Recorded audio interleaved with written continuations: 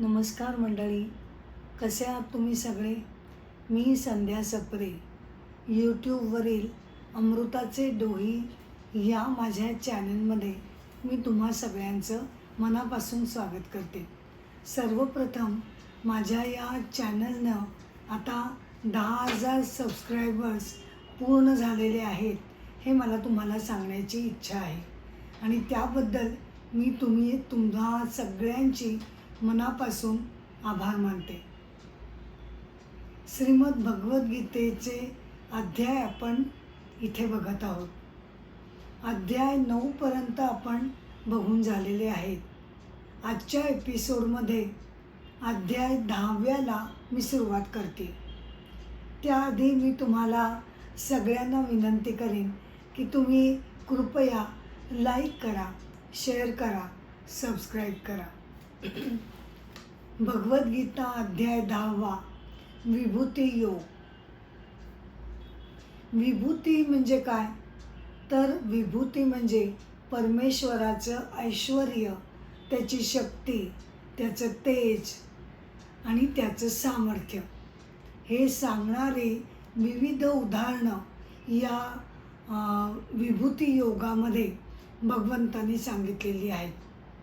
हा विभूती योग आपल्याला का सांगितला असेल तर साधकाला सगुण उपासना करणं सोपी जावं म्हणून विभूती योग सांगितला गेला आहे.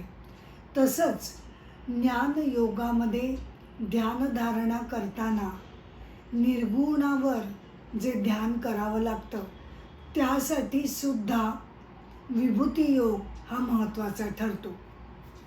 सुरुवात करूया विभूती योगाला.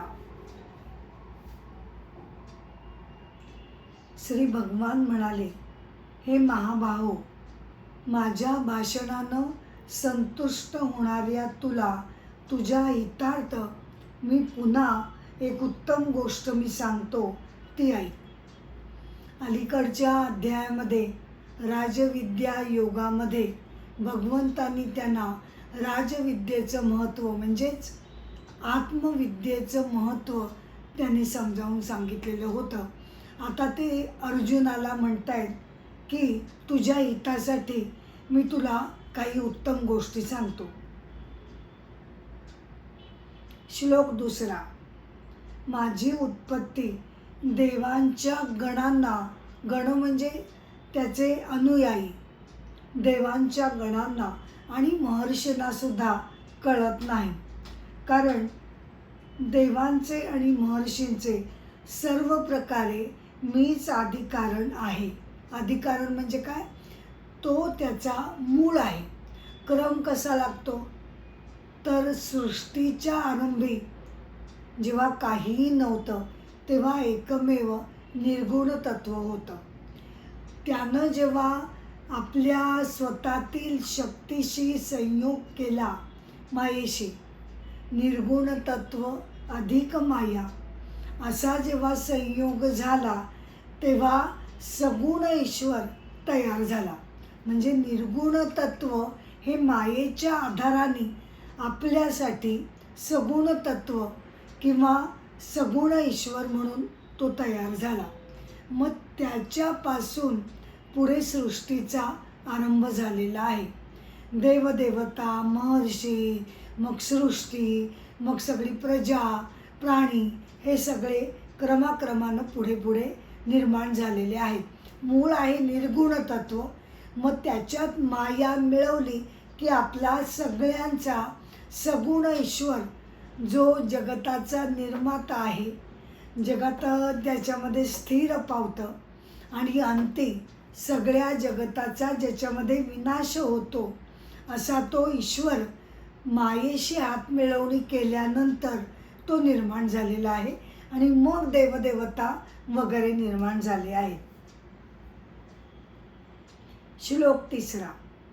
मी पृथ्वीआदी सर्व लोकांचा मोठा ईश्वर असून मला जन्म आणि आदी नाही असे जो जाणतो तोच मनुष्यांमध्ये मोहविरहित होऊन सर्व पापांपासून मुक्त होतो.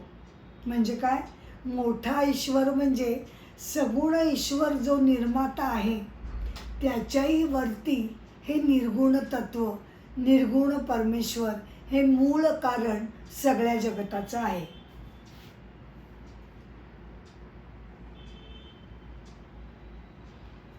श्लोक 4. आता श्लोक 4 आणि 5 हे मी एकत्र वाचते, कारण त्यामध्ये त्यांनी प्राणी मात्रांचे वेगवेगळे भाव हे त्याच्यापासूनच उत्पन्न होतात असं म्हटलेलं आहे.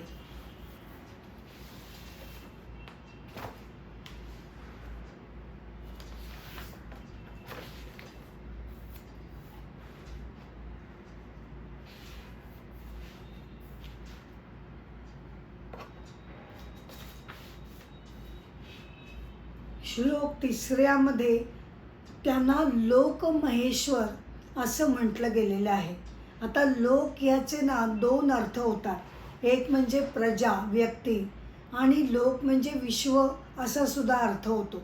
म्हणजे एकूण सगळ्याच जगताचा जो अधिपती आहे तो लोक महेश्वर, ज्यानं हे जग प्रकाशित होतं, त्याचं ज्ञान होतं, तो लोक महेश्वर.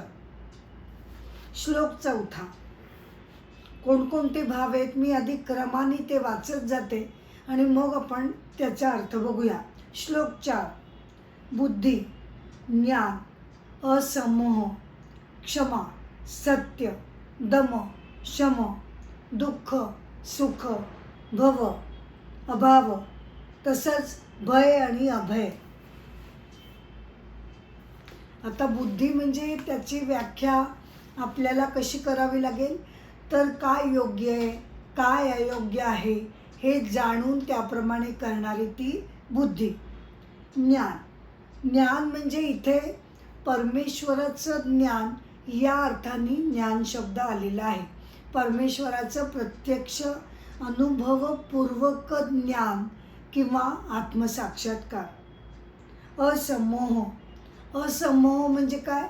भ्रम आणि मोह पाडणाऱ्या अनेक गोष्टी पुढे येत असतात, पण ज्या तत्वामुळे समोह खोटा आहे, म्हणजे भ्रम आणि मोह खोटे आहेत हे कळतं, ते म्हणजे ईशतत्व.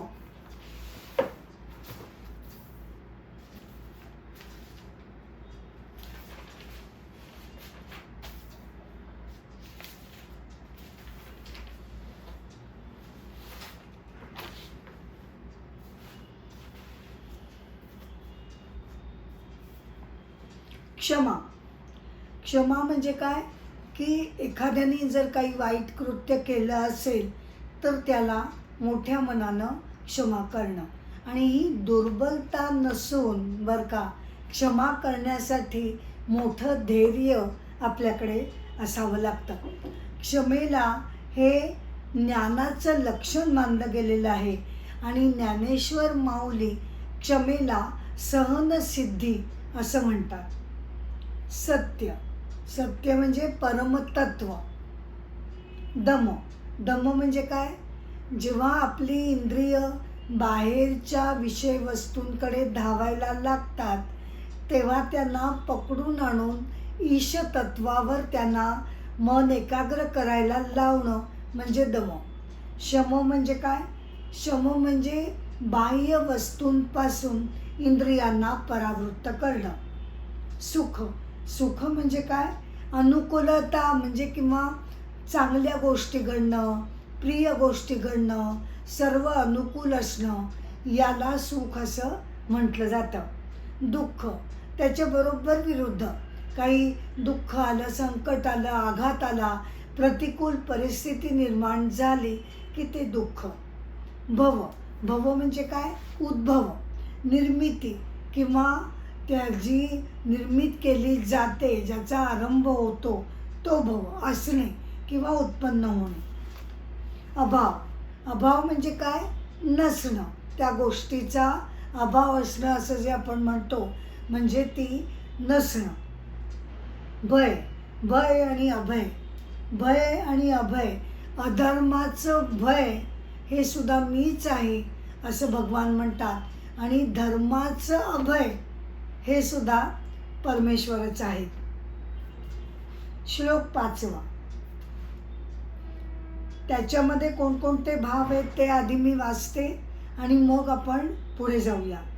अहिंसा, समता, तुष्टी, संतोष, तप, दान, यश, अयश इत्यादी अनेक प्रकारचे प्राणीमात्रांचे भाव माझ्याच पासून उत्पन्न होतात. अहिंसा म्हणजे काय? काया वाचा मनानं हिंसा न करणं. समता म्हणजे काय? जीवनातील सर्व वाईट चांगलं सोसणं किंवा समत्व चित्तानं मनाच्या सारखेपणाच्या वृत्तीनं जे प्रसंग येतात त्यांच्याकडे बघणं. तुष्टी, तुष्टी म्हणजे समाधानी असणं किंवा संतोष असणं. संतोष म्हणजे काय? समाधान असणं. तप, तप म्हणजे तपस्या किंवा असा पण अर्थ घेतला जातो की अनुकूल प्रतिकूल काहीही जरी घडलं तरी त्यानं मन विचलित होऊ न देणं म्हणजे तपस्या. दान, दान म्हणजे काय? आपण एखाद्याला मदत करतो त्याला दान म्हटलं जातं. यश, यश म्हणजे काय? तर चांगल्या गोष्टींमध्ये हे यश अभिप्रेत आहे. अयश, अयश म्हणजे काय? अपयश येणं. आता श्लोक 6व्याला जाण्यापूर्वी मी आदी शंकराचार्यांचं चरित्र आपण नेहमी बघतोय ते थोडंसं पुढे नेते. मंडन मिश्रा आणि आदी शंकराचार्य यांचा वाद सुरू झाला. 2 दिवस झाले, 4 दिवस झाले, वाद काही संपायची चिन्ह दिसेनात. आता नेमका वाद कशाबद्दल होता? तर मंडन मिश्रा हे कर्मकांडाच्या बाजूने होते, मीमांसकांच्या बाजूने होते. म्हणजे काय? वेदांनी जे वेगवेगळे यज्ञ, याग, पूजा, प्रार्थना या ज्या सांगितलेल्या आहेत त्या अत्यंत श्रद्धेनं करणं, आयुष्यामध्ये पापकर्म न करणं, सत्कर्म करणं म्हणजे कर्मकांड मार्ग.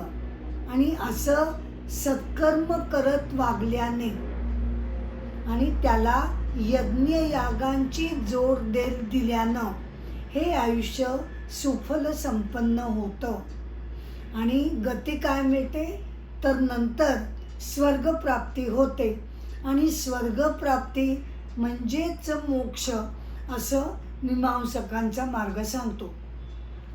तर आदी शंकराचार्यांचा जो मार्ग आहे तो आहे ज्ञानकांड. वाद होता कर्मकांड विरुद्ध ज्ञानकांड. ज्ञानकांड काय सांगतो? तर कर्मकांड आवश्यक आहे.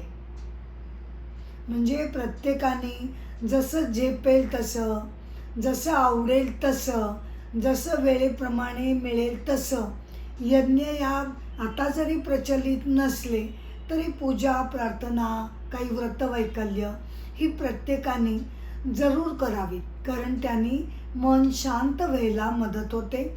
ईश्वराशी आपण या सगळ्या गोष्टींनी जोडले जातो. परंतु ज्ञानकांड असं म्हणतं की केवळ एवढ्यावरच वेद थांबत नाहीत. वेदांचा जो शेवटचा भाग आहे, उपनिषदांचा भाग, त्यामध्ये परमेश्वराच्या ज्ञानाबद्दल बरंच काही सांगितलं गेलं आहे. ही कर्मकांड करून तिथेच फक्त मनुष्याने थांबू नये, तर त्याच्या पलीकडे असणारं जे परमेश्वर तत्व आहे त्याचा सुद्धा अंतर्मुख होऊन प्रत्येकानं विचार करायला हवा, त्याच्यावर चिंतन करायला हवं आणि परमेश्वराचं अपरोक्ष अनुभूती घेण्याचा प्रयत्न म्हणजे प्रत्यक्ष अनुभव घेण्याचा प्रयत्न मनुष्याने करायला हवा.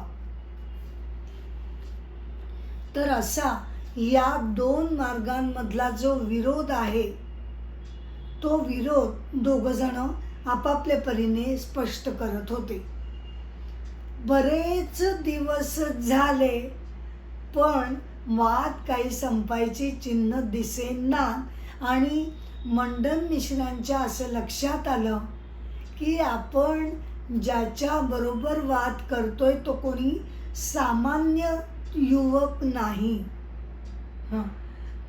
केवळ आपली काही ग्रंथ वाचलेत, त्यातलं शब्दज्ञान तो आपल्याला सांगतोय, काहीतरी पोपटपंची करतोय, अशातला तो प्रकार नाही. हा तर कोणीतरी साक्षात परमेश्वराचाच अवतार आहे आणि मी काही त्याला जिंकू शकणार नाही हे त्यांच्या लक्षात आलं. मग त्यानंतर मंडन मिश्रांनी असं ठरवलं की आपण स्वतःहून आता शरणागती पत्करायची. उभय भारती देवींनी काय अट सांगितली ती की ज्याची फुलांची माळा पहिल्यांदा सुकेल नाही का तो वादामध्ये हरला असं समजण्यात येईल. तर अजूनही हार काही कोणाचे सुकले नव्हते पण तरीसुद्धा मंडन मिश्रांनी अतिशय मनमोकळेपणाने यांची क्षमा मागायची ठरवली. ते उठले आणि आदिशंकरांच्या जवळ जाऊन त्यांना नमस्कार केला आणि म्हणाले, महाराज, मी या वादामध्ये पराभूत झालो आहे आणि आपल्या अटीमध्ये ठरल्याप्रमाणे मी आता गृहस्थाश्रम सोडून संन्यास घ्यायची माझी तयारी आहे. मी आपला शिष्य बनण्याची माझी तयारी आहे. आता पुढे काय घडतं ते आपण पुढच्या एपिसोडमध्ये बघूया.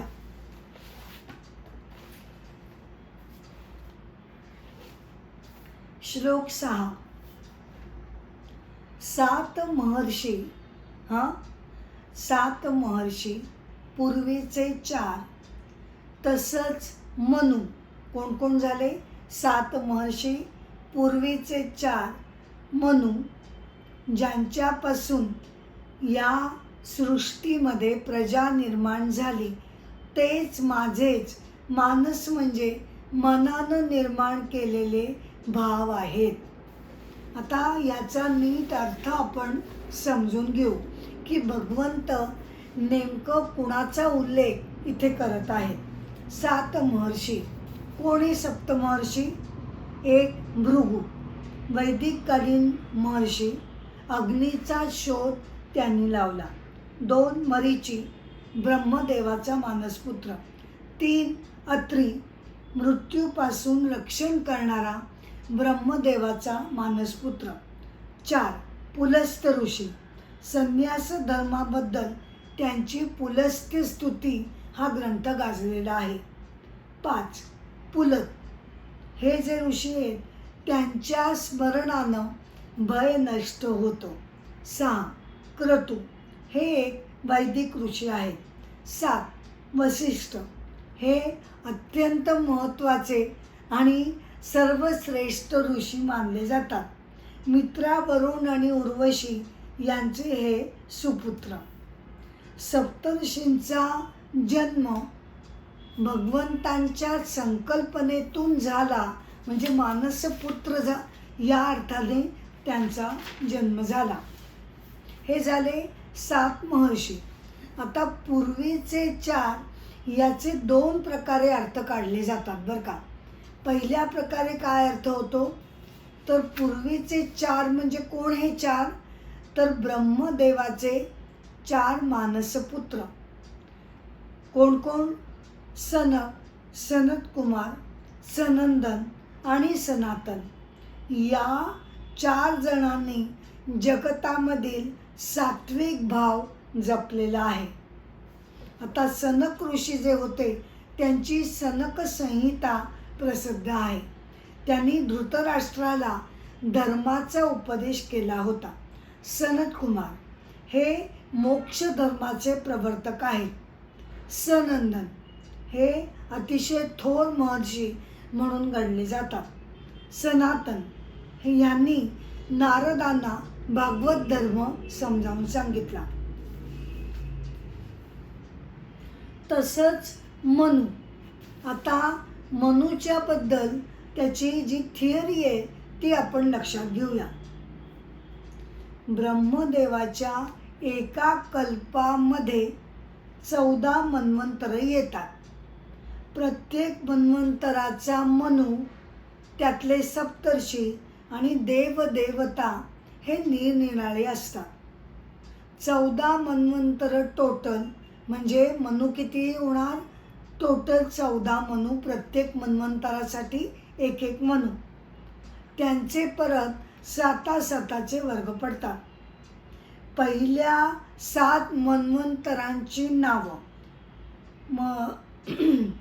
स्वयंभू, स्वारोचिष, औत्तमी, तामस, रैवत, चाक्षुष आणि वैवस्वत अशी ही पहिल्या 7 मनूंची नावं आहेत. आणि आपलं सध्याचं जे मन्वंतर आहे त्याचा आपला मनू कोण आहे? तर तो आपला मनू 7वा मनू असून तो वैवस्वत या नावाने ओळखला जातो. आणि त्याच्यानंतर उरलेले 7 मन्वंतर येतील. मग त्यानंतर पुन्हा एकदा सृष्टीचा प्रलय, पुन्हा प्रारंभ, असं सृष्टीचं चक्र चालू राहील. पूर्वीचे 4 याचा दुसरा अर्थ काय घेतला जातो? तर हे सनक सनातन सनंदन असा त्याचा अर्थ घ्यायचा नाही. तर काय अर्थ घ्यायचा? तर का अर्थ घ्यायचा नाही तसा? कारण सनक सनातन सनंदन वगैरे हे जे 4 होते ते संन्यास मार्गाकडे गेलेले होते. त्यामुळे त्यांनी काही स्वतःचं कुटुंब त्याने काही निर्माण केलं नाही, प्रजा निर्माण झाली नाही. भागवत धर्मामध्ये सृष्टी उत्पत्तीची कल्पना अशा प्रकारे केलेली आहे. काय आहे? वासुदेव म्हणजे आत्मा, संकर्षण म्हणजे जीव, प्रद्युम्न म्हणजे मन आणि अनिरुद्ध म्हणजे अहंकार किंवा ब्रह्मदेव. म्हणजे सृष्टीची कल्पना या 4 जणांमध्ये विभागलेली आहे. अशा 4 मूर्ती तयार झाल्या आणि शेवटची जी मूर्ती आहे अनिरुद्ध किंवा ब्रह्मदेव, त्याच्यापासून मरीची वगैरे पुत्र निर्माण झाले आणि पुढे मग प्रजा निर्माण झाली. या वासुदेव, संकर्षण, प्रद्युम्न, अनिरुद्ध या भागवत धर्मानं कल्पना केलेल्या 4 मूर्तींना चतुर्व्यूह असं म्हटलं जातं. परंतु भगवद्गीतेनं हा जो त्यांचा सिद्धांत आहे तो स्वीकारलेला नाही. भगवद्गीता केवळ एकव्यूह पंथाची आहे, चतुर्व्यूह पंथाची ती नाही. का? कारण भगवद्गीता एकाच परमेश्वरापासून पुढे पुढे सगळं निर्माण झालं असं भगवद्गीता मानते. म्हणजे पूर्वीचे 4 याचा अर्थ काय घेतला जातो? तर म्हणजे हे चतुर्व्यूह भागवताने जे कल्पना केलेली आहे ते.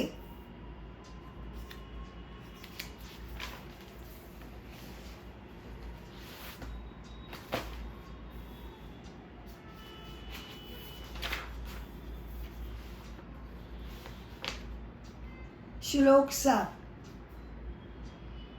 माझी ही विभूती म्हणजे विस्तार आणि योग म्हणजे विस्तार करण्याची युक्ती किंवा सामर्थ्य, यातील तत्व जो जाणतो त्याला स्थिर कर्मयोग प्राप्त होतो, यामध्ये संशय नाही. विभूती म्हणजे तेज, ऐश्वर्य किंवा विस्तार. परमेश्वरानं हे अख्खं ब्रह्मांड भरलेलं आहे. यातील प्रत्येक गोष्ट, अणु, रेणू, लहान छोटे कीटक ते पार ब्रह्मदेवापर्यंत सगळ्यांमध्ये परमेश्वर तत्व भरलेलं आहे. हे जो जाणतो म्हणजे त्याच्या विभूती, तो स्वतः आणि जगत हे सगळं मिळून हा एकच परमेश्वर आहे. एकत्वानं जे जाणतो, तत्वतः म्हणजे काय की सगळ्यांमध्ये, भले मला विविधता दिसते मला माझ्या डोळ्यांना, पण ती विविधता वरवरची आहे. पाठीमागे सगळ्यांचं लपलेलं ईश्वरीय तत्व हे एकच आहे.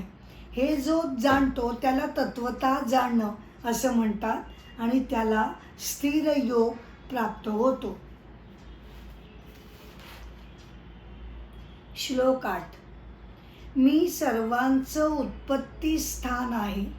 माझ्यापासून सर्व वस्तूंची प्रवृत्ती हे जाणून शहाणे पुरुष भावयुक्त होऊन मला माझे भजन करत असतात.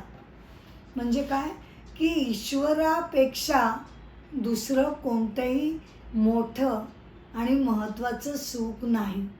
तत्वतः ज्यानं जाणलं आहे की या सगळ्यांचा आधारभूत पाया परमेश्वर आहे, त्याचं सगळं चित्त हे परमेश्वर चरणी लागत असल्यामुळे, बाह्य गोष्टींना तो महत्त्व देत नसल्यामुळे, तो भगवंतांच्या कीर्तीमध्ये, त्यांच्या कीर्तनामध्ये, त्यांच्या गायन भजनामध्ये तो मग्न असतो. माझ्या ठिकाणी चित्त लावून, माझ्या ठाई जीव प्राण ठेवून, एकमेकाला बोध करत आणि माझ्या कथा सांगत नेहमी संतुष्ट आणि ते रममाण होत असतात. का? कारण त्यांनी परमेश्वराला खऱ्या अर्थानं जाणलेलं आहे.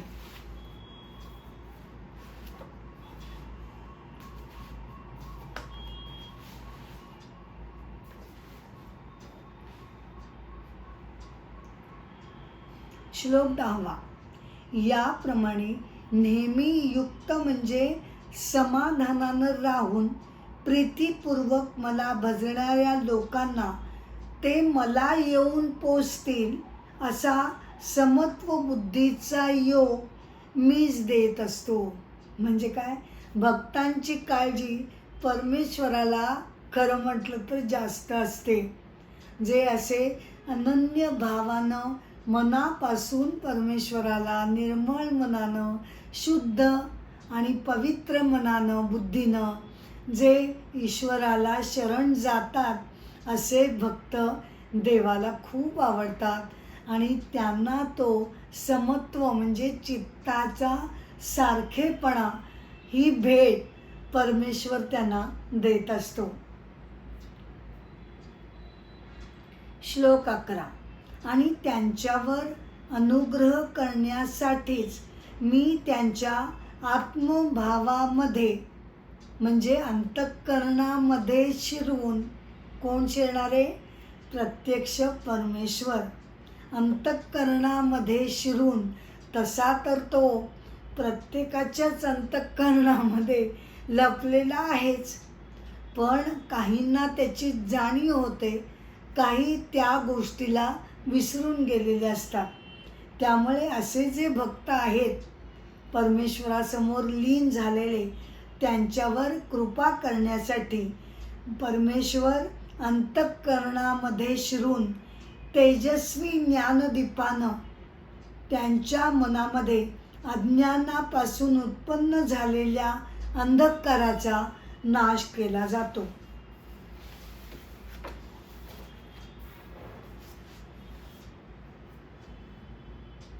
परमेश्वराची भक्ती करता करता बरं का, साधकाचं चित्त शुद्ध होऊ लागतं, मन निर्मळ होऊ लागतं, बुद्धी विकारहीन होऊ लागते.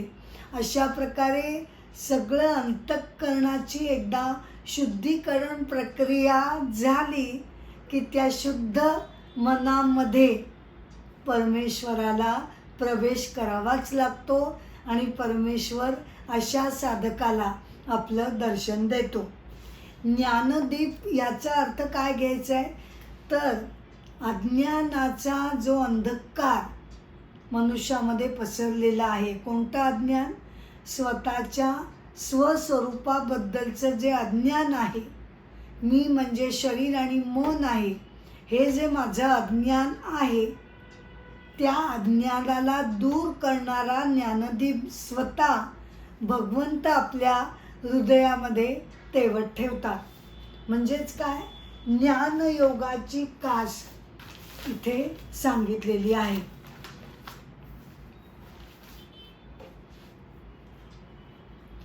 हा ज्ञानदीप आपण साधकांनी कसा प्रयत्नपूर्वक करायला पाहिजे, तो तेवायला हवा, प्रज्वलित करायला पाहिजे, त्याच्या काही स्टेप्स असतात. तर ह्या श्लोकाच्या निमित्तानं आपण त्या स्टेप्स बघूया. बृहदारण्यक उपनिषदामध्ये ज्ञान मार्गावरनं चालण्यासाठी काय काय पायऱ्या आहेत ते समजावून सांगितलेलं आहे. काय पायऱ्या आहेत? सप्तभूमी असं म्हणतात. पहिलं आहे बेसिक, म्हणजे आपलं अज्ञान, नाही का.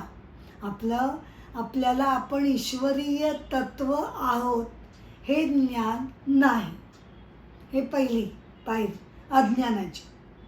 दुसरं काय, या अज्ञानामुळे आवरण घातलं जातं. कशावर? परमेश्वर तत्वावर, जे आपल्या हृदयामध्ये झाकून गेलेलं आहे, त्याच्यावर झाकण कुणाचं पडलेलं आहे? अज्ञानामुळे हे आवरण घातलं गेलेलं आहे. तिसरं विक्षेप, म्हणजे काय? चुकीचे समज, त्यामुळे चुकीचे समज निर्माण होतात. मग चौथं आहे परोक्ष ज्ञान. आपण एक उदाहरण घेऊ आणि मग या 7 पायऱ्या आपण बघू. 5वं आहे अपरोक्ष ज्ञान. 6वं आहे दुःख निवृत्ती. आणि 7वी पायरी आहे आनंद प्राप्ती.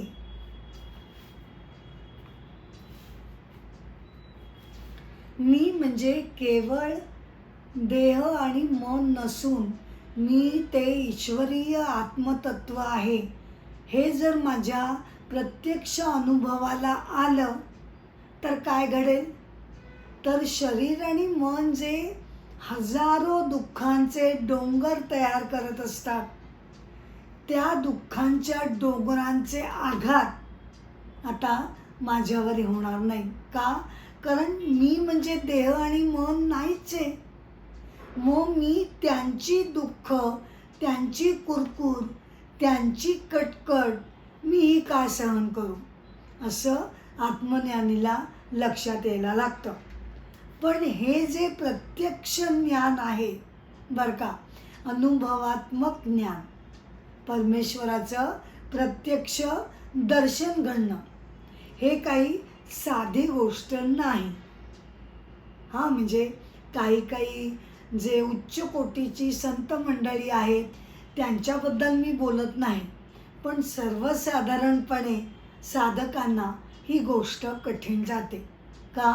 कारण आपल्याला त्यासाठी बरीच तपश्चर्या करावी लागते. मन शुद्ध ठेवावं लागतं. बुद्धीमधले, मनातले विकार आपल्याला नष्ट करावे लागतात. तर आता त्यासाठी उदाहरण म्हणून आपण एक छोटीशी कथा इथे बघणार आहोत बरं का. 10 मित्र, एकमेकांचे चांगले मित्र होते. ते एकदा नदीकाठी सहल करायची म्हणून एकमेकांबरोबर गप्पा मारत अगदी आनंदानं तिकडे गेले. नदीमध्ये थोडा वेळ आपण पोहावं, मग पलीकडच्या तीरावरच्या बागेत जावं, असं त्यांनी प्लॅन केलेला होता. त्याप्रमाणे सगळेजण नदीमध्ये थोडा वेळ पोहले आणि मग नदी पार करून ते पलीकडच्या तीरावर गेले. तेव्हा त्यातल्या एकानं विचारलं, काय रे, आपण येताना 10 जण होतो, आता या तीरावर पोचल्यावर आपण सगळे आलोय ना सुखरूपपणे 10च्या 10 जण. मग त्यानं काउंट करायला सुरुवात केली. 1 2 3 4 5 काउंट केलं तर काय 9चा आकडा आला. होते तर 10 निघालेले. मग दुसऱ्याने परत काउंट करायला सुरुवात केली, परत तेच. तिसऱ्याने केलं, परत तेच. म्हणजे 10वा मित्र आपला बुडाला की काय नदीमध्ये, दिसत नाही आहे तो. सगळेजण दुःखानं अगदी रडायच्या पाळीला आलेले होते. तिथे बाजूला एक गृहस्थ हे सगळं बघत होता. तो पुढे झाला. त्याच्या लक्षात आलं की ह्यांची काय चूक होती. तो पुढे आला आणि तो म्हणाला, घाबरू नका, रडू नका, 10वा मनुष्य काही बुडालेला नाही. तुम्ही परत माझ्यासमोर मोजायला लागा बघू. त्याप्रमाणे एकानं मोजायला सुरुवात केली. 9, 1, 2, 3, 4, 9. तेव्हा त्या गृहस्थानं ह्याला म्हटलं, आणि तुझं काय, तुला मोजायचं तू विसरलास. You are the 10th, you are the 10th person. म्हणजे काय, मनुष्य प्रत्येकाने स्वतःला न मोजल्यामुळे 9 जण भरले गेले आणि आपली मिस्टेक त्यांच्या लक्षात न आल्यामुळे त्यांच्या मनामध्ये दुःख निर्माण झालं. आता या कथेबरोबर आपण या स्टेप्स ताडून बघूया. अज्ञान म्हणजे काय, तर इथे काय होईल की मला स्वतःला मोजलं नाही, हे माझं अज्ञान झालं, म्हणून ते दुःख निर्माण झालं. आवरण, दुसरी स्टेप आहे आवरण. आवरण काय, तर 10वा खोटा हिडन झालेला आहे. त्याला अज्ञानामुळे आवरण घातलं गेलेलं आहे. तिसरा विक्षेप म्हणजे चूक. तर 10वा मनुष्य बहुतेक बुडून गेला. हा विक्षेप किंवा ही चूक अज्ञानातून निर्माण झाली. चौथा काय आहे, परोक्ष ज्ञान. आता परोक्ष ज्ञान म्हणजे बरं का, ग्रंथ, नंतर श्रवण मनन वगैरे या सगळ्या गोष्टी परोक्ष ज्ञानामध्ये येतात. तर इथे काय धरायचं आपण, की जो गृहस्थ लांब उभा होता त्यानं पुढे झाला तो, आणि त्यानं ती चूक त्यांच्या लक्षात आणून दिली, त्यांना ज्ञान दिलं. हे झालं परोक्ष ज्ञान. 5वं अपरोक्ष ज्ञान. अपरोक्ष म्हणजे प्रत्यक्ष ज्ञान होणं. बुद्धीच्या पातळीवर आत्मतत्वाचा अभ्यास केल्यानंतर, त्याच्यावर मन एकाग्र केल्यानंतर खडतर तपश्चर्येनं आपल्याला ईश्वराचा साक्षात्कार होऊ शकतो. तसं इथे काय आपल्याला म्हणता येईल, की त्या गृहस्थानं सांगितल्यामुळे 10वा पर्सन कुठे मिस झाला नव्हता, तो आपल्यामध्येच आहे हे लक्षात आलं. 6वी स्टेप, दुःख निवृत्ती. 10वा पर्सन आपल्यातच आहे हे म्हटल्यानंतर आधी जे दुःख निर्माण झालं होतं ते नष्ट झालं. आणि इथे काय आपल्याला अर्थ घेता येईल, की एकदा आपणच स्वतः ते ईश्वरीय तत्व आहोत हे कळल्यानंतर शरीर मनाच्या सुखदुःखांचा आवेग हा आपला नाही हे लक्षात येईल, आणि दुःखांपासून आपली कायमची सुटका होईल. 7वा आनंद प्राप्ती. आनंद प्राप्ती म्हणजे काय, मी तर ईश्वर तत्व साक्षात आहे, त्यामुळे मला जो आनंद परमेश्वरानं माझ्या हृदयामध्ये आनंद कलश भरून ठेवलेला आहे, तो कधीही न संपणारा इटर्नल असा आनंदाचा ठेवा ज्ञानीला मिळतो.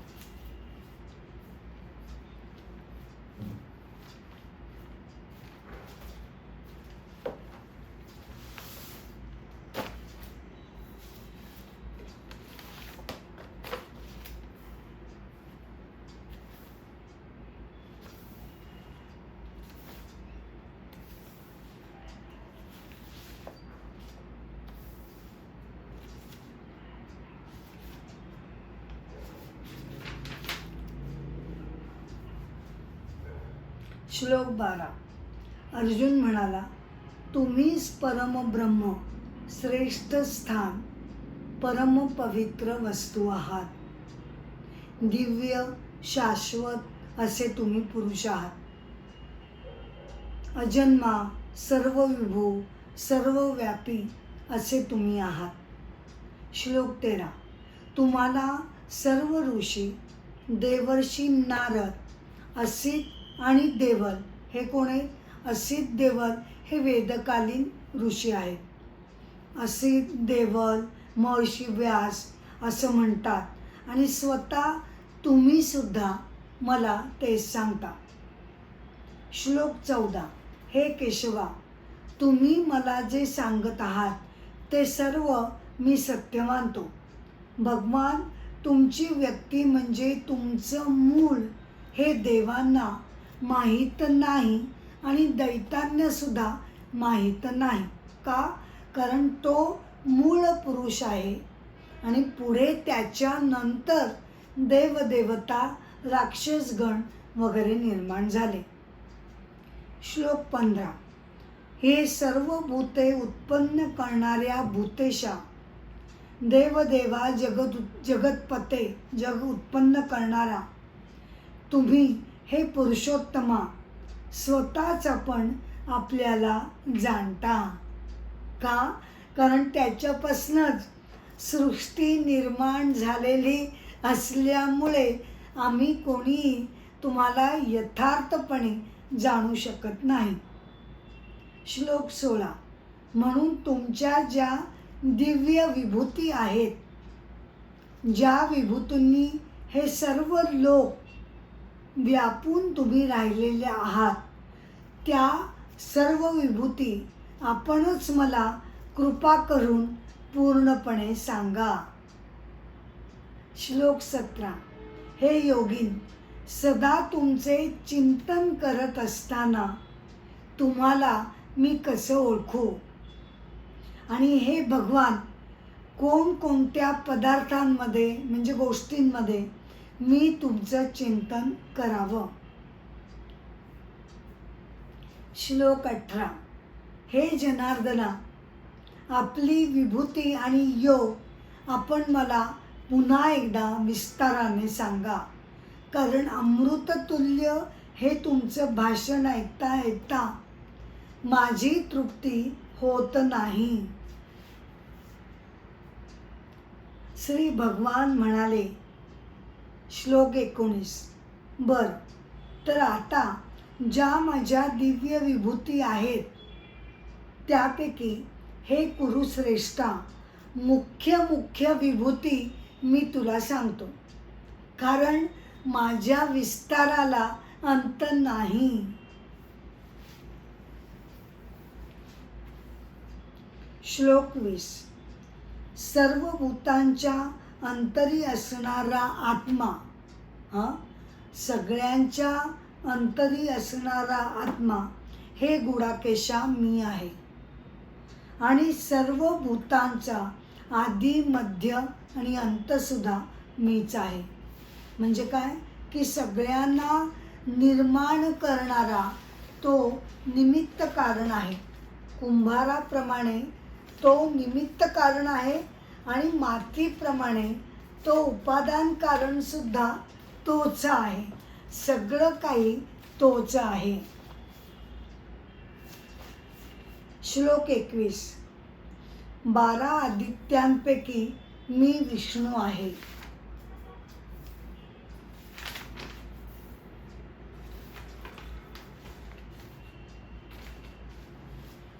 बारा आदित्य म्हणजे 12 महिन्यांची ही प्रतीकं मानली जातात आणि त्यामध्ये विष्णू सर्वश्रेष्ठ आहे.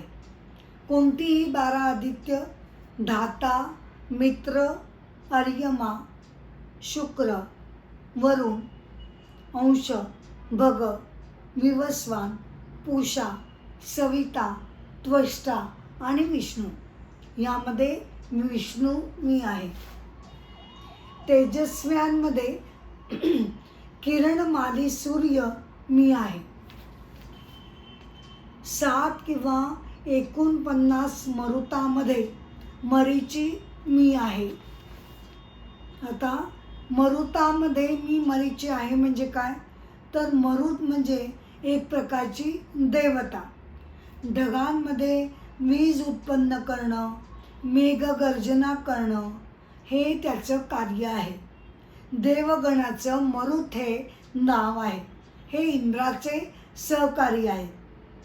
आता 7 कोणते आहेत मरुत?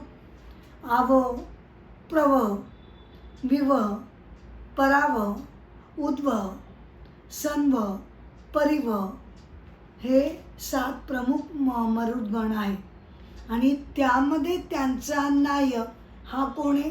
मरीची आहे.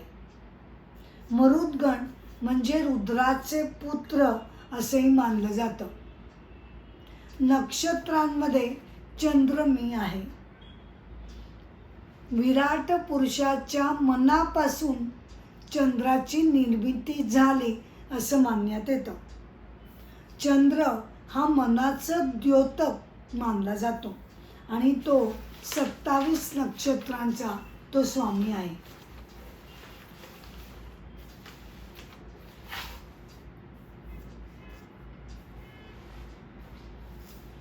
श्लोक 22. वेदांपैकी मी सामवेद आहे. का? कारण सामवेद हा गायला जातो आणि सुरांमध्ये प्रचंड सामर्थ्य असतो. असं मानलं जातं की प्रत्येकाच्या हृदयामध्ये ईश्वर स्वरूप असा अनाहत नाद हा गुंजत असतो. ते हृदयाचं चक्र आहे. या अर्थानं सामवेद भगवंतांना प्रिय आहे. देवांपैकी इंद्र आहे. इंद्र ही सर्वश्रेष्ठ वैदिक देवता मानली जाते. तो अंतरिक्ष आणि स्वर्गाचा स्वामी मानला जातो. पृथ्वी आणि आकाश यांच्यामध्ये असलेले अंतरिक्ष हे मध्यस्थानी येतं आणि तिथे स्वर्गलोक बसलेला आहे. हा स्वर्गलोक कसा आहे? सुख आणि शांती देणारा आहे. इंद्र हा कश्यप आणि आदितीचा पुत्र. वज्र हे त्याचं अस्त्र आहे. त्याचं निवासस्थान हे स्वर्गाची राजधानी अमरावती हे त्याचं निवासस्थान आहे. अश्व उच्चश्रवा आहे. हा ऋग्वेदकालीन पुराणकालामध्ये ऋग्वेदकालीन ही देवता आहे.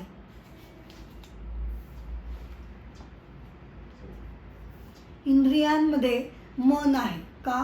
कारण मनाच्या सामर्थ्यामुळे संकेतांमुळे आपलं सगळ्या क्रिया घडत असतात. भूतांच्या ठायी चेतना म्हणजे आपली जी प्राणांची हालचाल होत असते ती मी आहे.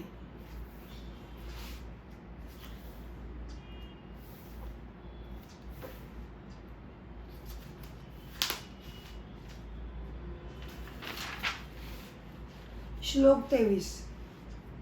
आणि 11 रुद्रांमध्ये मी शंकर आहे. आता 11 रुद्र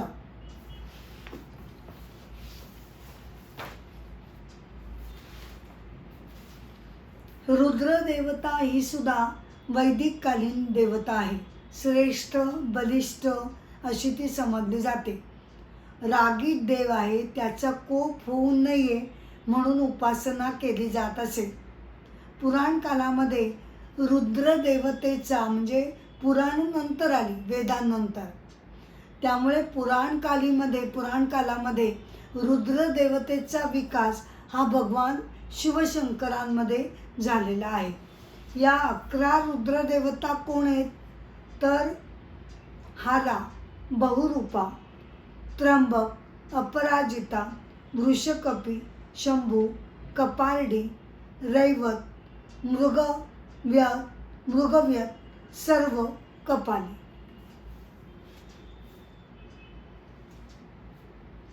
यक्ष राक्षसात मी कुबेर आहे. आता कुबेर हा उत्तर दिशेचा स्वामी मानला जातो.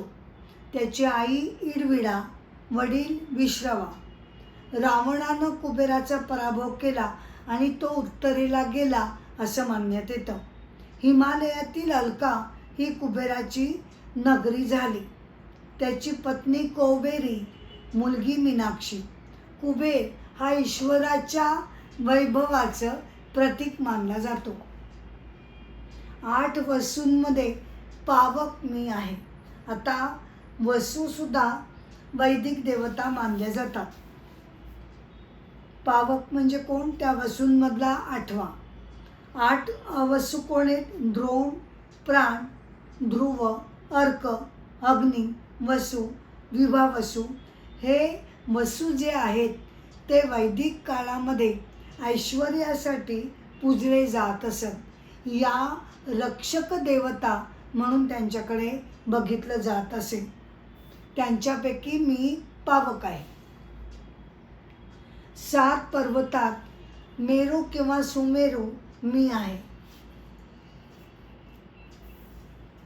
सुमेरू पर्वत हा पृथ्वीचा केंद्रबिंदू मानला जातो. श्लोक 24. हे पार्था, पुरोहितांमध्ये मुख्य जो बृहस्पती आहे तो मी आहे. बृहस्पती हा देवांचा पुरोहित. आणि बृहती म्हणजे काय? परावाणी म्हणजे उच्चवाणी, श्रेष्ठवाणी. तिचा पती तो बृहस्पती ही श्रेष्ठ देवता मानली जाते आणि देवांचा तो पुरोहित आहे. त्यामध्ये जो बृहस्पती आहे तो मी आहे. सेनानायकांमध्ये मी स्कंद आहे. स्कंद म्हणजे कार्तिकेय, जो भगवान शंकरांचा मुलगा आहे. हा शौर्याचा प्रतीक मानला जातो, स्कंद. श्लोक 25. महर्षींपैकी भृगु ऋषी मी आहे. भृगु हे वैदिककालीन श्रेष्ठ ऋषी आहेत. वरुणाचा पुत्र हा आहे.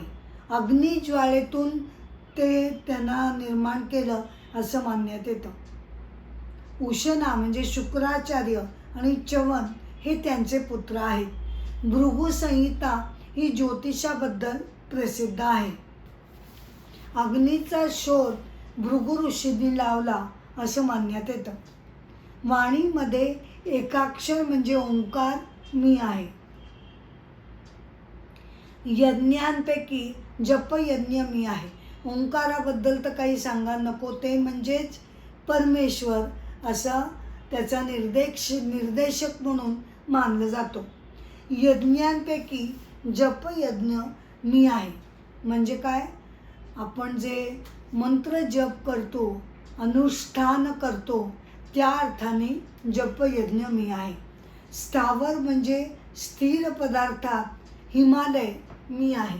हिमालय हा अत्यंत पवित्र आणि देवता स्वरूप असा मानला जातो.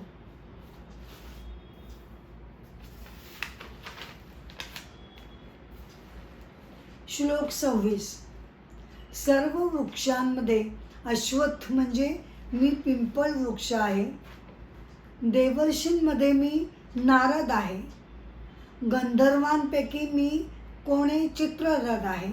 आणि सिद्धांपैकी मी कपिलमुनी आहे. कपिल महामुनी कर्दम आणि देवाहुतींचा हा मुलगा. बिंदुसर तीर्थामध्ये ते राहत असत. त्यांनी त्यांच्या मातेला जो उपदेश केला तो भागवत पुराणामध्ये आलेला आहे. श्लोक 27.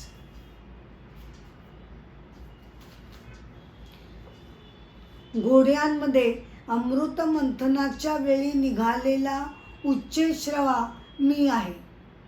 गजेंद्रांपैकी ऐरावत मी आहे आणि मनुष्यांमध्ये मी राजा आहे.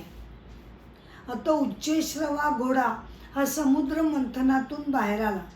त्याची गणना 14 रत्नांमध्ये केली जाते.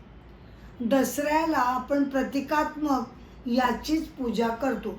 7 तोंड आणि शुभ्र रंग आणि उडणारा असं त्याचं वर्णन केलं जातं. इंद्राचं ते वाहन आहे. ऐरावत कोण आहे? हा हत्ती समुद्र मंथनातून मिळालेला आहे. इंद्राचं वाहन आहे. 4 सुळे आहेत. शुभ्र रंगाचा आहे.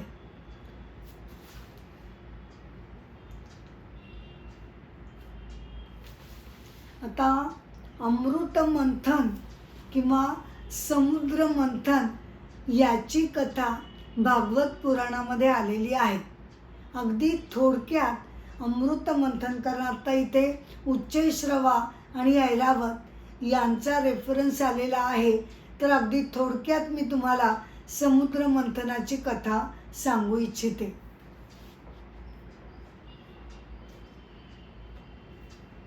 एकदा दुर्वास ऋषी स्वर्गामध्ये देवांना भेटायला गेले असताना ते काही कारणाने त्यांच्याकडे विशेष लक्ष दिलं गेलं नाही, म्हणून ते नाराज झाले आणि त्यांनी देवांना शाप दिला. त्यांच्या शापामुळे सर्व देव हे शक्तिहीन झाले होते, दुर्बल झाले होते. आणि ते लक्षात घेऊन राक्षसांनी म्हणजे असुरांनी त्यांच्यावर हल्ले करायला सुरुवात केली.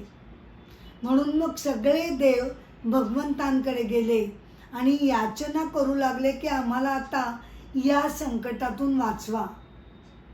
तेव्हा भगवान म्हणाले की असुरांशी काही मी आत्ता युद्ध करू शकणार नाही, कारण असुरांचा राजा जो बली आहे तो गुरुभक्त आहे, योग्य वागणार आहे.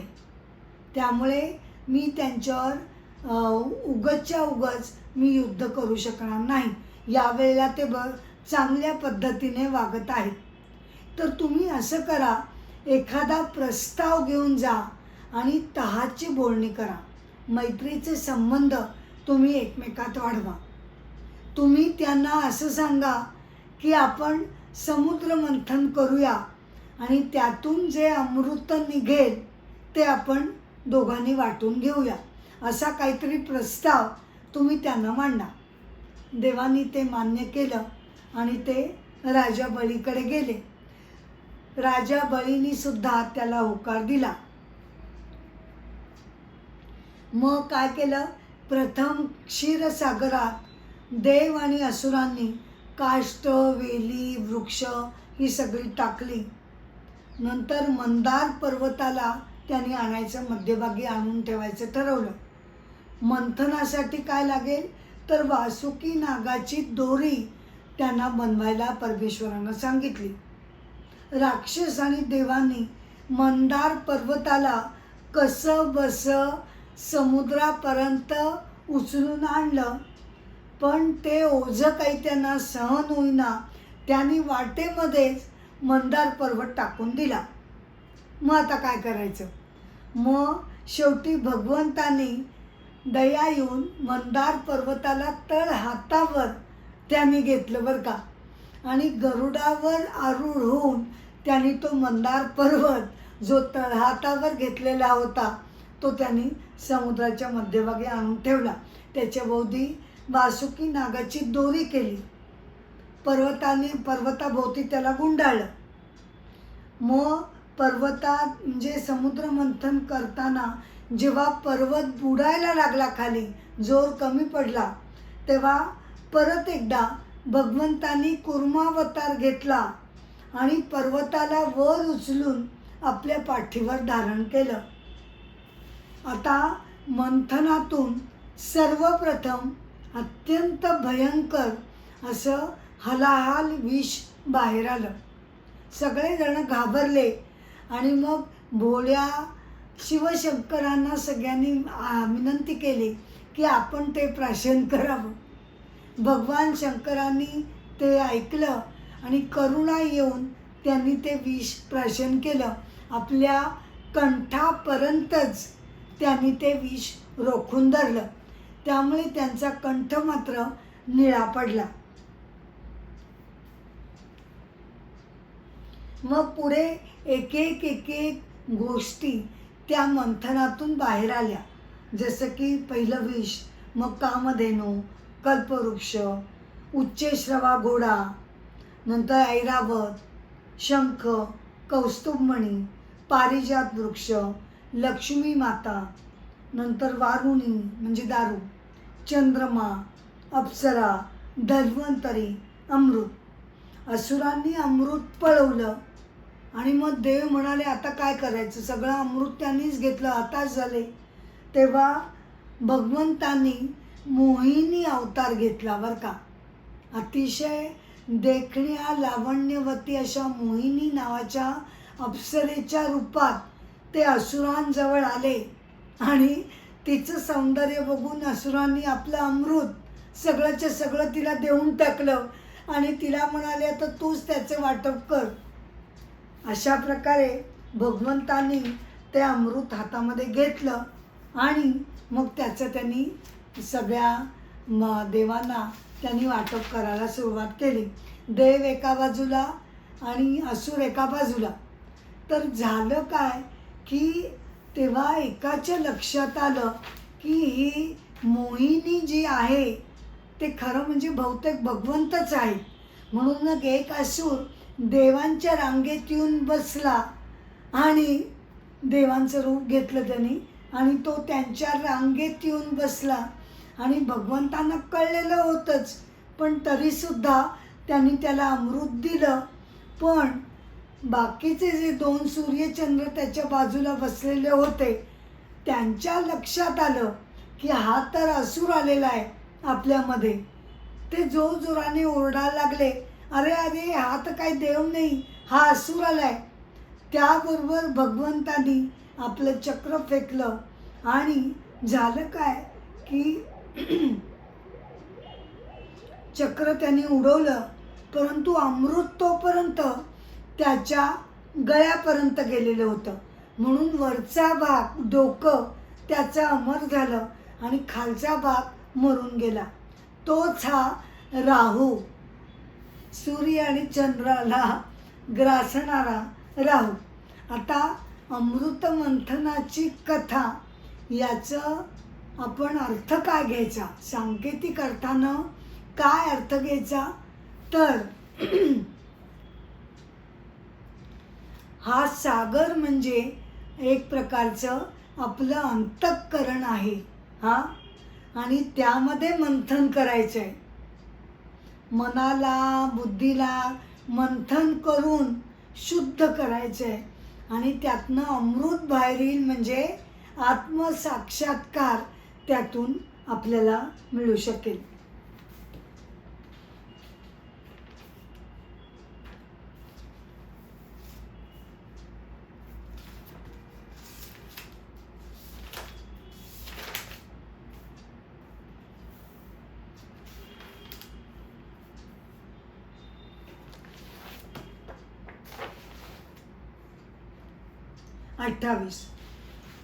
आयुधांमध्ये वज्रमी, इंद्राचं जे हत्यार आहे अस्त्र ते वज्रमी. गायीमध्ये कामधेनुमी, ती पण समुद्र मंथनातून आलेली आहे.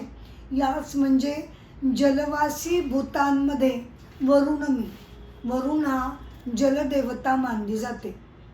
पितरांमध्ये अर्यमा मी आहे.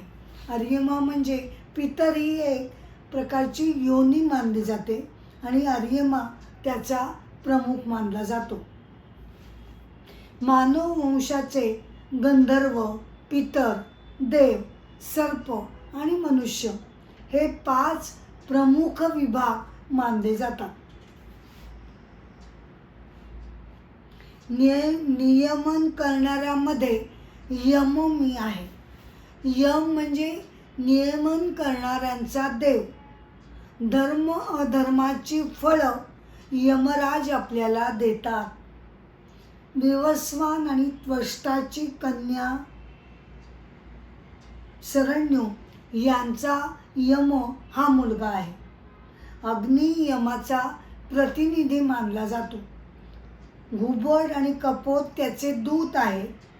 4 डोळ्यांचे 2 कुत्रे हे त्याचे रक्षक मानले जातात.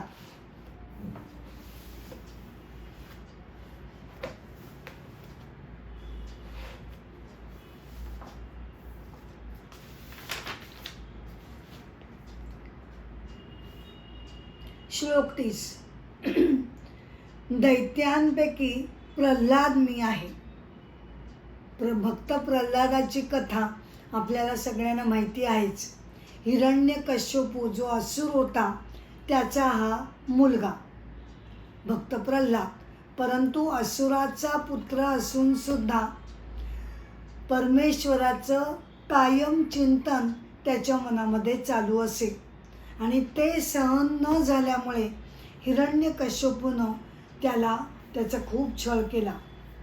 आता हिरण्यकश्यपू आणि त्याचा भाऊ हिरण्याक्ष यांच्या जन्माची कथा मी तुम्हाला थोडक्यात इथे सांगते बरं का. वैकुंठाचं जे द्वार आहे, भगवंतांच्या वैकुंठ लोकाचं जे द्वार आहे, त्याचे द्वारपाल जे होते, जय आणि विजय हे दोन होते. तर एकदा काय झालं की भगवंतांना भेटण्याकरता ब्रह्मदेवाचे 4 मानसपुत्र सनक, सनातन, सनंदन, सनतकुमार हे भेटायला आले. परंतु त्यांना न ओळखल्यामुळे या जय विजयनी त्यांचा अपमान केला.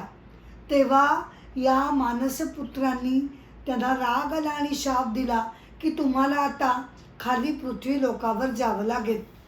मग अशा प्रकारे ते कोण झाले? हिरण्यकश्यपू आणि हिरण्याक्ष. मग त्यानंतरच्या रामायण काळामध्ये ते परत कोण झाले? रावण आणि कुंभकर्ण बरं का. आणि नंतर महाभारत कालामध्ये ते शिशुपाल आणि दंतवक्र म्हणून त्यांचा जन्म झाला. दैत्यांपैकी प्रल्हाद मी आहे. ग्रासणाऱ्यात काल मी आहे. काल म्हणजे जो सर्वांचा संहार करतो, सगळ्यांना नष्ट करतो तो.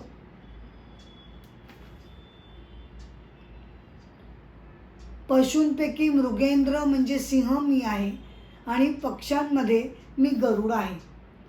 मैनतेय म्हणजे चतुर्भुज गरुड. 31. वेगवानामध्ये वायू मी आहे. वायू ही देवता, वैदिक देवता आहे. रूप संपन्न मानली जाते. संचार मार्ग त्याचा वायुदेवतेचा आकाशातून आहे. त्याच्या रथाला 1000 घोडे जोडलेले आहेत असं मानलं जातं. शस्त्रधाऱ्यांमध्ये राम मी आहे.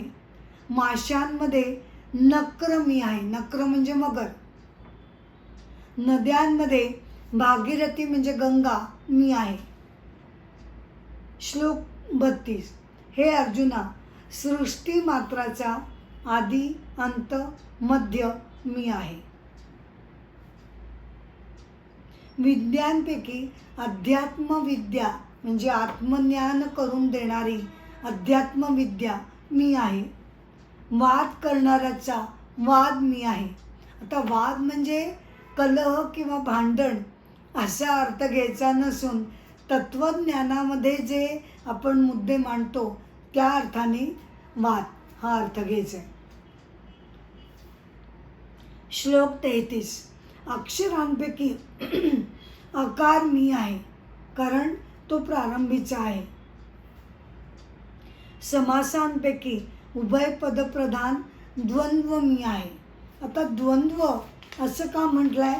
कारण परमेश्वराने ही सृष्टी जी निर्माण केली ती सुख दुःख, जय पराजय अशा प्रकारची द्वंद्वात्मक भूमी आहे, या अर्थाने तिथे म्हटलेलं आहे.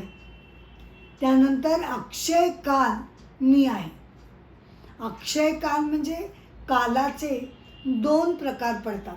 एक आहे अक्षय्य काल म्हणजे काय की जो साक्षात परमात्म स्वरूप आहे बरं का. आदी नाही, अंत नाही, मध्य नाही, त्याला नष्ट करता येत नाही, तो अक्षय काल. आणि दुसरा क्षय काल, हा नित्य बदलतो, जो आपल्याला माहिती आहे. दिवसातून रात्री, मग महिने, मग वर्ष असा बदलत जाणारा हा क्षय काल. सर्वतोमुख म्हणजे 4 बाजूंनी मुख असणारा धाता म्हणजे कोण? धारण पोषण करणारा ब्रह्मदेव मी आहे.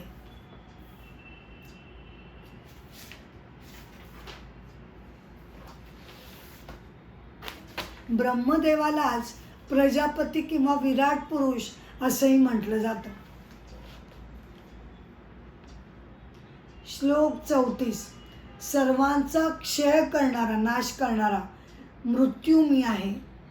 पुढे जन्माला येणाऱ्यांचे उत्पत्ती स्थान मी आहे. स्त्रियांपैकी कीर्ती, श्री, वाणी, स्मृती, मेधा, धृती, क्षमा मी आहे. म्हणजे काय? कीर्तीचा अर्थ काय घ्यायचा? जर ती योग्य वागणुकीनं, धर्मशील वागणुकीनं मिळालेली कीर्ती. श्री, श्री म्हणजे काय? की परत तेच की योग्य वागणुकीनं मिळालेलं ऐश्वर्य. वाणी, भगवत तत्वाला प्रकाशित करणारी वाणी असा अर्थ घ्यायचा आहे. स्मृती, स्मृती म्हणजे काय? चैतन्य तत्व किंवा परमेश्वर तत्वाची विस्मृती होऊ न देणं म्हणजे स्मृती असा अर्थ घ्यायचा आहे. मेधा, मेधा म्हणजे काय? प्रज्ञा, बुद्धी. धृती, धृती म्हणजे काय? धैर्य, साहस. क्षमा, क्षमा म्हणजे कुणाच्याही गुणदोषांमुळे आपलं मन विचलित होऊ न देता त्याला क्षमा करणं. श्लोक 35. तसंच साम म्हणजे गावयाच्या वैदिक स्तोत्रात बृहत्साम. बृहत्साम ही एक रचना आहे सामवेदामधली, जी गायली जाते. छंदांपैकी गायत्री छंद मी आहे. हा प्रमुख छंद ऋग्वेदामध्ये आहे. वाणीचं संरक्षण करणारा आहे. त्याचा कर्ता विश्वामित्र ऋषी आहे. सूर्य देवतेला उद्देशून गायत्री मंत्र म्हटला जातो. महिन्यामध्ये मार्गशीर्ष मी आहे. का? पूर्वीच्या कालगणनेमध्ये मार्गशीर्षापासून कालगणनेला सुरुवात होत असे.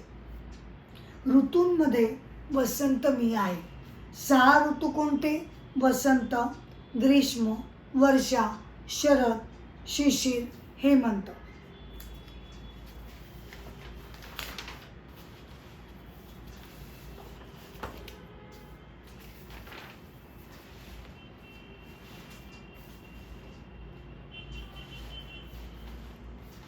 छत्तीस. फसवणाऱ्यांचं द्यूत मी आहे. म्हणजे काय? की पूर्वी द्यूत खेळणं हा राजकारणाचा एक भाग होता आणि प्रत्येक वेळेला ते काय फसवूनच खेळलं जायचं असं नाही, नैतिकतेनं सुद्धा ते खेळलं जात असे. तेजस्व्यांचं तेज मी आहे. म्हणजे पराक्रमी पुरुषांचा पुरुषार्थ. विजय मी आहे. परत तेच की धर्माधिष्ठित असा तो विजय असायला हवा. निश्चय मी आहे. योग्य यश मिळवण्यासाठी निश्चय करावा लागतो. सत्वशीलांचं सत्व मी आहे.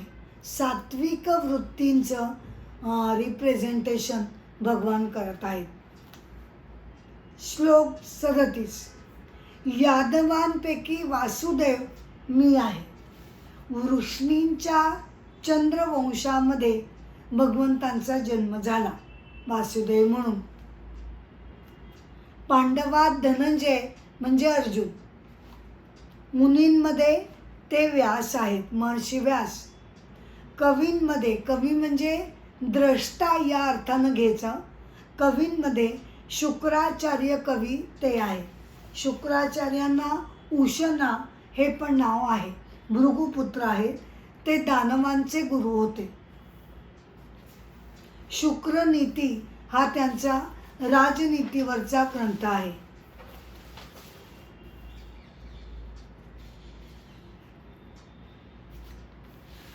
श्लोक 38. शासन करणाऱ्यांचा दंड आहे. दंड म्हणजे दमन करण्याची शक्ती. राजानं राज्य कसं चालवावं हे सांगणारं शास्त्र म्हणजे दंडनीती. जयेच्छूंची नीती म्हणजे वसलत मी आहे. जयाची इच्छा बाळगणं.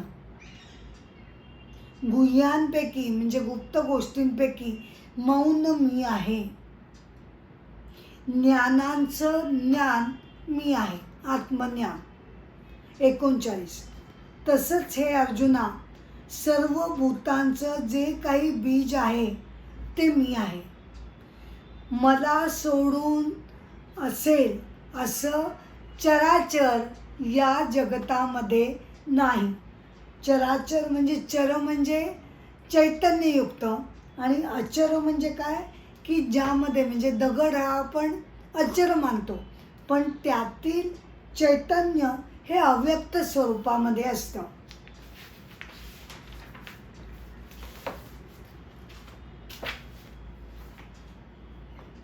श्लोक 40.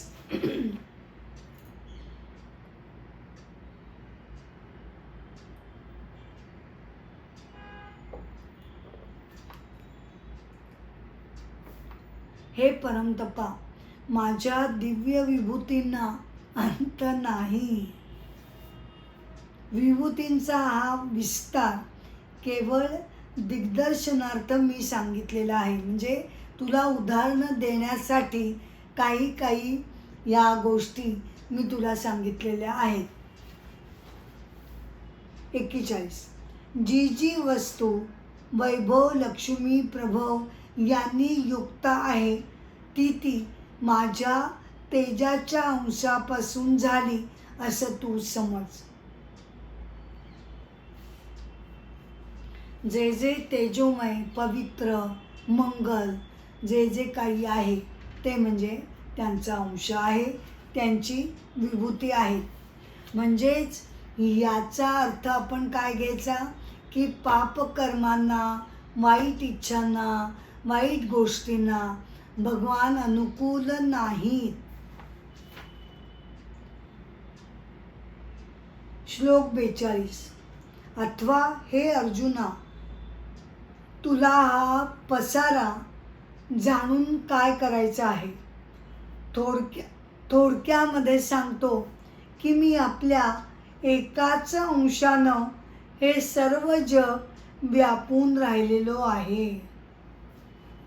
जर भगवान एकाच अंशानं हे विस्तीर्ण विशाल जग व्यापून टाकलेलं असेल तर आपण कल्पनाच आपल्याला करवत नाही की त्यांचा पसारा कितीतरी याच्या पलीकडे असेल आणि तो विस्तीर्ण असेल. हा आपण याची कल्पना करू शकत नाही.